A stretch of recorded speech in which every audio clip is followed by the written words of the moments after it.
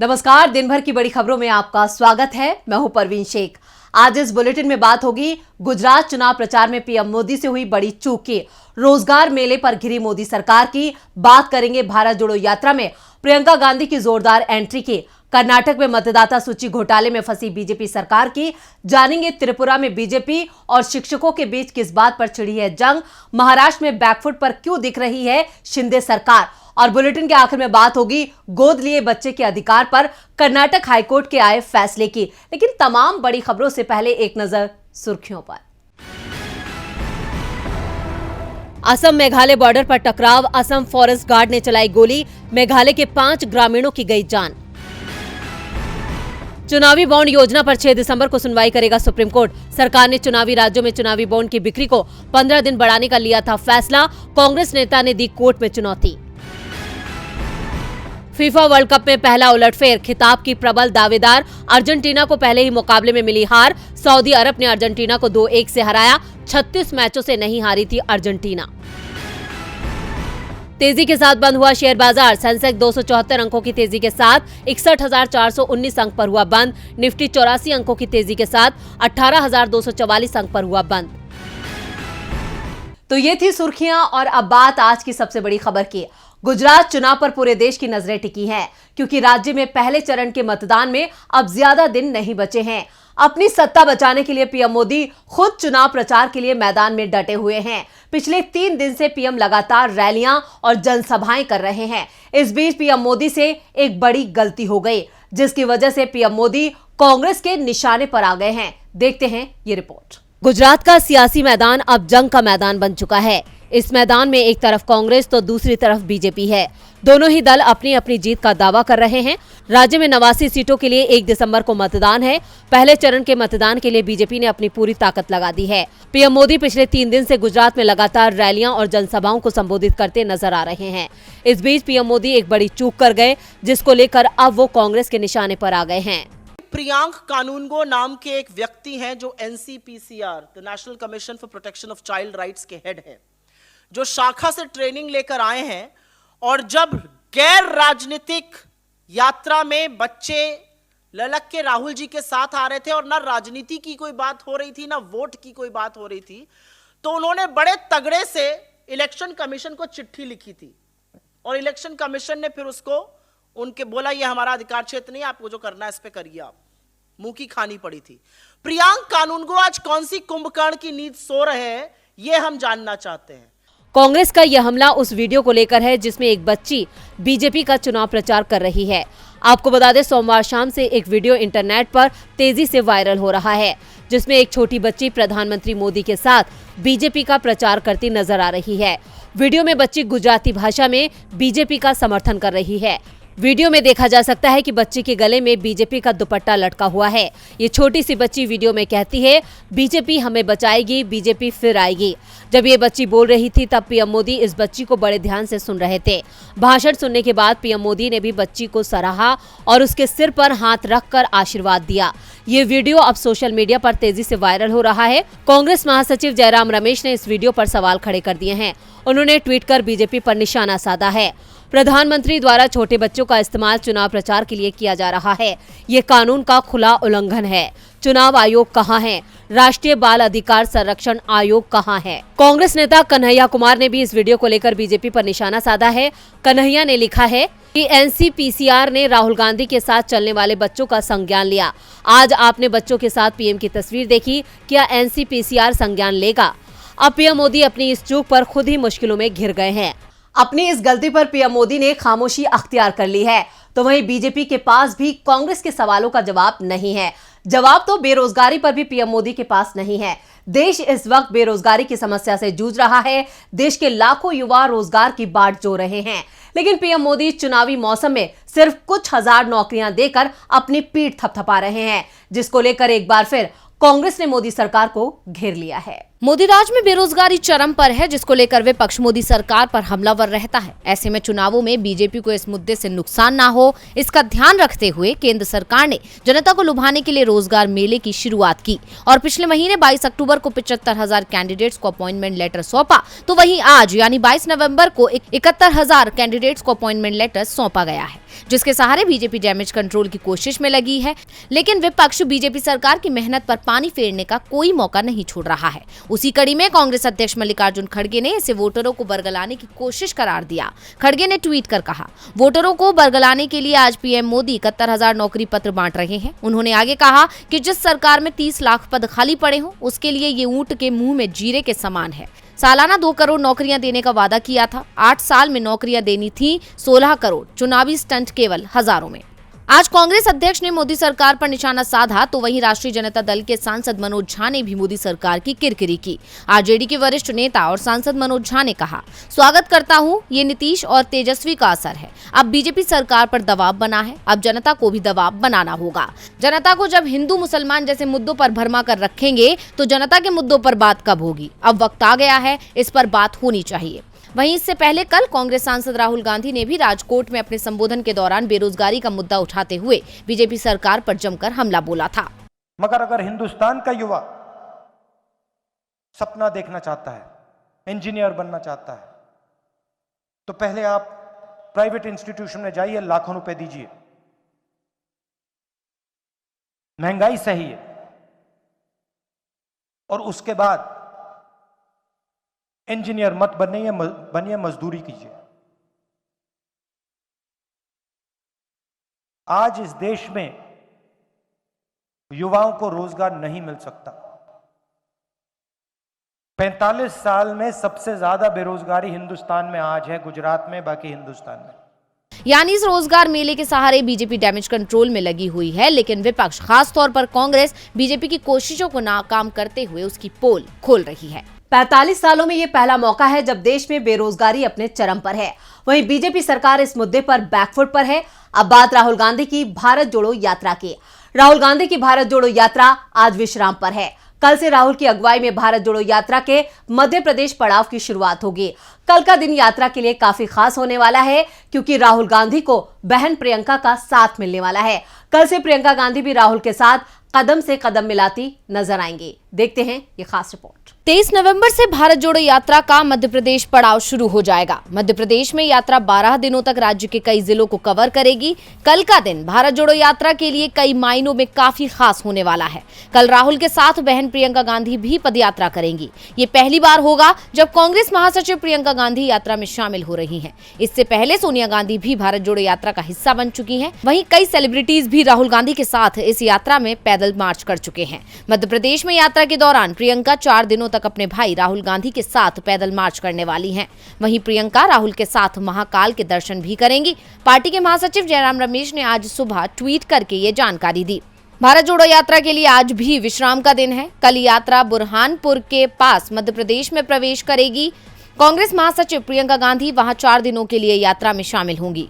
भारत जोड़ो यात्रा बुरहानपुर के बोरदली गांव बुधवार को पहुंचेगी। यहां से प्रियंका गांधी भी राहुल की यात्रा के साथ अगले 4 दिन यात्रा का हिस्सा रहेंगी। 7 सितंबर को तमिलनाडु से कन्याकुमारी से शुरू हुई भारत जोड़ो यात्रा में अब तक प्रियंका गांधी शामिल नहीं हुई थी।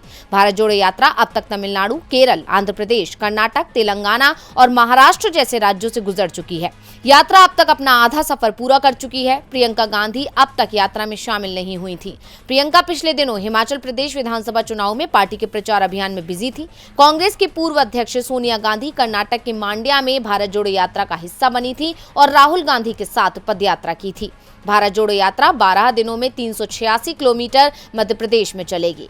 इस दौरान बुरहानपुर, खंडवा, खरगोन, इंदौर, उज्जैन और आगर मालवा जिले से यात्रा निकलेगी। 4 दिसंबर को यात्रा आगर मालवा जिले से राजस्थान में प्रवेश कर जाएगी। मध्य प्रदेश में यात्रा के दौरान राहुल गांधी के साथ कमलनाथ भी रहेंगे। मध्य प्रदेश में राहुल की यात्रा में अलग अलग स्थान पर उप यात्राएं शामिल होंगी। 22 उप यात्राओं में अलग अलग जिलों के पदाधिकारी और कार्यकर्ता शामिल हैं। मध्य प्रदेश में भारत जोड़ो यात्रा एक नए इतिहास को रचने जा रही है, जिसने अभी से बीजेपी की धड़कनें तेज कर दी हैं। धड़कनें तो कर्नाटक की बीजेपी सरकार की भी काफी तेज है, क्योंकि कर्नाटक की बोम्मई सरकार फर्जी मतदाता लिस्ट को लेकर बुरी तरह से फंस गई है और आने वाले चुनावों में यह बड़ा मुद्दा बनने वाला है, क्योंकि कर्नाटक में अगले साल विधानसभा के चुनाव हैं। कर्नाटक में विधानसभा चुनाव 6 महीने बाद ही होने हैं, लेकिन उससे पहले राज्य में मतदाता सूची में हुए बड़े बदलाव को लेकर राजनीति गर्मा गई है। कांग्रेस का दावा है कि मतदाता सूची में पुनः निरीक्षण के नाम पर बेंगलुरु में ही 27 लाख वोटरों के नाम काट दिए गए। जिन वोटरों के नाम काटे गए हैं वो सत्ताधारी पार्टी के समर्थक नहीं होंगे। इसे लेकर कांग्रेस के प्रदेश अध्यक्ष DK शिव कुमार ने कहा कि मतदाता सूची में किसी का नाम जोड़ने या हटाने के लिए फॉर्म 7 अनिवार्य होता है। इन फॉर्म के बिना मतदाता सूची से नाम कैसे काट दिए गए, नाम हटाने का फैसला किसने दिया, किसने हस्ताक्षर किए और सहमति दी। DK शिव कुमार ने कहा कि हम लोगों ने चुनाव आयोग से मिलने का समय मांगा है। हम आज ही मिलना चाहते थे, लेकिन हमें कल यानी बुधवार का समय दिया गया है। हम अपनी शिकायत दर्ज कराएंगे। उन्होंने कहा कि बेंगलुरु की 28 विधानसभा सीटों के सभी चुनाव अधिकारियों पर मामला दर्ज होना चाहिए, जिन्होंने निजी कंपनी चिलूम संस्था के कर्मचारियों के साथ 7,000 से अधिक लोगों को अनुबंध के आधार पर काम पर रखा और इन लोगों से मतदाता सूची तैयार कराई। शिव कुमार ने कहा कि पुलिस का दावा है कि जिन लोगों को गिरफ्तार किया गया है उन्होंने ये काम दबाव में किया, लेकिन किस अधिकारी या नेता के दबाव में काम किया ये सामने आना चाहिए। इस मामले में चिलूम इंस्टीट्यूशंस के संस्थापक रवि कुमार से पुलिस लगातार पूछताछ कर रही है। 5 लोगों को गिरफ्तार किया गया है। जैसे ही मामले का खुलासा हुआ, रवि कुमार लापता हो गया था। कांग्रेस ने रवि कुमार के संस्थान पर मतदाताओं का डेटा चोरी करने का आरोप लगाया है। कांग्रेस ने रवि कुमार के संस्थान पर मतदाताओं का डेटा चोरी करने का आरोप लगाया है। कर्नाटक में पहले ही बीजेपी सरकार भ्रष्टाचार को लेकर जनता की नाराजगी झेल रही है। ऐसे में मतदाता सूची घोटाले ने बीजेपी को हार की तरफ धकेल दिया है। इधर त्रिपुरा से भी बीजेपी के लिए कुछ अच्छे संकेत नहीं आ रहे हैं।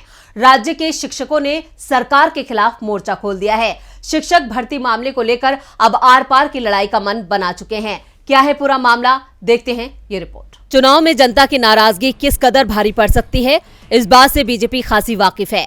यही वजह है कि जब जब चुनाव आते हैं तो वो नाराजगी को दूर करने में जुट जाती है। अब त्रिपुरा में 4 महीने में ही विधानसभा के चुनाव होने वाले हैं, लेकिन इससे पहले ही शिक्षक सरकार से नाराज हो गए हैं। छटनी किए जाने के खिलाफ उन्होंने मोर्चा खोल दिया है। ये मोर्चाबंदी सरकार की मुश्किल को बढ़ा सकती है, इसलिए चुनाव से पहले खुद मुख्यमंत्री माणिक साह उन्हें मनाने में जुट गए हैं। दरअसल राज्य में 10,323 शिक्षकों की छटनी की गई है, जिससे नाराज होकर शिक्षकों का एक समूह पिछले 32 दिन से रविंद्र भवन के पास अपनी सेवाएं बहाल करने की मांग को लेकर आमरण अनशन पर है। शिक्षकों के आंदोलन की अगुवाई कर रहे कमल देव ने कहा कि जब तक सरकार हमारी मांगों को पूरा नहीं करेगी, यह आंदोलन खत्म नहीं होगा। इसी के साथ ही शिक्षकों के प्रतिनिधियों ने मुख्यमंत्री से मुलाकात कर उनकी सेवाएं बहाल करने की मांग रखी थी। इस मांग के बीच अब सीएम माणिक साह शिक्षकों को मनाने में जुट गए हैं। कहा जा रहा है कि सरकार उनका मान मनोबल करेगी ताकि चुनाव से पहले हालात ठीक हो जाएं और दूसरे लोगों पर इसका प्रभाव ना पड़े।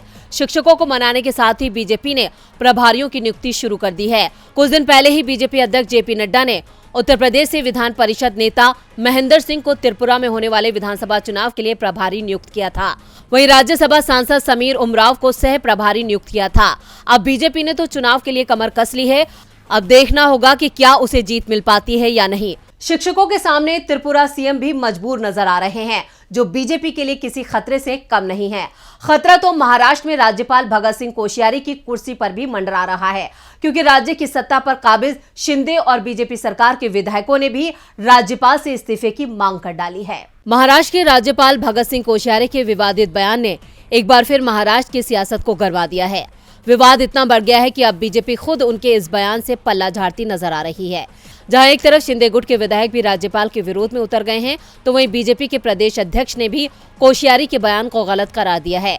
इन सब के अलावा विपक्ष के हाथ में एक बड़ा मुद्दा लग गया है और विपक्ष जमकर निशाना साध रहा है। एनसीपी, उद्धव की शिवसेना, कांग्रेस सड़क पर उतरकर विरोध कर रहे हैं और कोश्यारी के इस्तीफे की मांग कर रहे हैं। इन सब के बीच आज एक बार फिर सांसद संजय राउत ने कोश्यारी को घेरते हुए कहा कि उन्हें हम राज्यपाल मानने को तैयार नहीं हैं। वे तो बीजेपी के प्रचारक हैं। जो राज्यपाल होते हैं वे तो संविधान का ध्यान रखते हैं, लेकिन जिस प्रकार से राज्यपाल भगत सिंह कोश्यारी ने जो भी वक्तव्य दिया है उससे महाराष्ट्र की जनता में गुस्सा है। लोग इसका विरोध कर रहे हैं। महाराष्ट्र में राज्यपाल की गरिमा खत्म हो गई है, क्योंकि बीजेपी ने राजभवन को अपना पार्टी मुख्यालय बना लिया है। वहीं इससे पहले महाराष्ट्र में भाजपा के अध्यक्ष चंद्रशेखर बावनकुले ने कहा था कि राज्यपाल भगत सिंह कोश्यारी को केंद्रीय मंत्री नितिन गडकरी की तुलना महान मराठा योद्धा छत्रपति शिवाजी महाराज से नहीं करनी चाहिए थी। महाराष्ट्र के सभी लोग ऐसा ही महसूस करते हैं, यानी अपने विवादित बयान से राज्यपाल बुरी तरह से घिर गए हैं। ऐसे में क्या वो इस्तीफा देंगे या उनके खिलाफ बड़ा एक्शन लिया जाएगा, क्योंकि ये बयान बीएमसी चुनाव में बीजेपी को भारी नुकसान पहुंचा सकता है। शायद यही वजह है कि बीजेपी ने राज्यपाल के बयान से किनारा कर लिया है। और बुलेटिन के आखिर में बात दत्तक संतान के अधिकारों में आए नए मोड़ की। देश में अक्सर इस बात को लेकर बहस छिड़ती है कि क्या गोद लिए बच्चे को पूरे अधिकार मिलने चाहिए। इसी बहस के बीच आज कर्नाटक हाई कोर्ट ने बड़ा फैसला सुनाया है। कोर्ट ने गोद लिए हुए बेटे और बेटी के अधिकारों को लेकर ऐसी टिप्पणी की है जिससे सरकारी विभाग दंग रह गया है। तो क्या था पूरा मामला और अदालत ने क्या दिया फैसला, देखते हैं ये रिपोर्ट। एक दंपति अपनी जिंदगी की सबसे बड़ी कमी को दूर करने के लिए बच्चों को गोद लेता है, लेकिन क्या उस गोद लिए बच्चे को पूरे अधिकार नहीं होते? क्या वो हकदार नहीं होता? क्या उसे पिता या माता की जगह नहीं मिलनी चाहिए नौकरी? ये सवाल जब अदालत में उठे तो कोर्ट ने ऐसा फैसला सुनाया कि हर कोई हैरान रह गया। कर्नाटक हाई कोर्ट ने कहा कि गोद लिए हुए बच्चे के भी जैविक बच्चे की तरह अधिकार होते हैं और माता पिता की जगह नौकरी दिए जाने पर विचार करते हुए उनसे भेदभाव नहीं किया जा सकता है। उच्च अदालत ने ये टिप्पणी उस मामले में की है जिसमें एक पिता की जगह गोद लिए हुए बेटे को नौकरी देने से इनकार कर दिया गया। दरअसल विनायक एम मुत्ताती सहायक लोक अभियोजक JMFC बनहाती के कार्यालय में चतुर्थ श्रेणी के कर्मचारी थे। उन्होंने 2011 में एक बेटे को गोद लिया था। मुत्ताजी के दुनिया से जाने के बाद उसी साल उनके गोद लिए हुए बेटे गिरीश ने नौकरी देने की अर्जी की थी, लेकिन सरकारी विभाग ने उसे नौकरी देने से मना कर दिया। विभाग ने इस आधार पर नौकरी देने से इनकार कर दिया था कि अपीलकर्ता गोद लिया हुआ बेटा है तथा अनुकंपा के आधार पर गोद लिए हुए बेटे को नौकरी देने का नियम नहीं है। गिरीश ने इस फैसले के खिलाफ हाईकोर्ट का रुख किया। हाईकोर्ट की एकल पीठ ने 2021 में याचिका खारिज कर दी थी। इसके बाद उसने खंडपीठ के समक्ष याचिका दायर की। वहीं न्यायमूर्ति सूरत गोविंदराज और न्यायमूर्ति जी बसवराज की खंडपीठ ने मामले की सुनवाई करते हुए कहा कि बेटा बेटा होता है और बेटी बेटी होती है, गोद ली हो या वैसा हो। अगर ऐसे भेद को मंजूर कर लिया जाता है तो गोद लिए जाने का कोई उद्देश्य पूरा नहीं होगा। इससे संविधान के अनुच्छेद 14 का उल्लंघन होगा। कोर्ट की इस टिप्पणी से साफ है कि गोद लिए बच्चों और जैविक संतानों में कोई फर्क नहीं किया जा सकता। तो आज इस बुलेटिन में बस इतना ही। देखते रहिए DB लाइव। नमस्कार।